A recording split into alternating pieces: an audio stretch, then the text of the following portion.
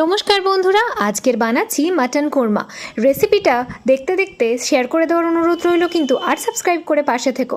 প্রথমে এটা রান্নাটা কিন্তু পুরোটাই ঘিতে হবে। ঘিটা গরম হয়ে গেলে গোটা গরম মশলাগুলো দিয়ে দেবেন।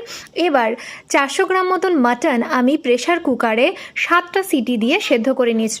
মাটনটা দেওয়ার পরে 1 চামচ ভরে ভরে আদা রসুন বাটা দিয়ে দেবেন। এবার মাটন স্টকটা দিয়ে দেবেন।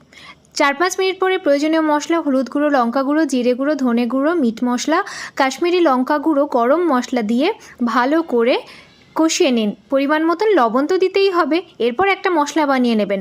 বেরেস্তা, বেশ কয়েকটা কাজু বাদাম আর 2 থেকে 2.5 চামচ টক দই নিয়ে এটা ব্লেন্ড করে দিন। এবার মশলাটা এখানে দিয়ে দিন। মশলা ধোয়া জলটাও দিয়ে দিতে হবে।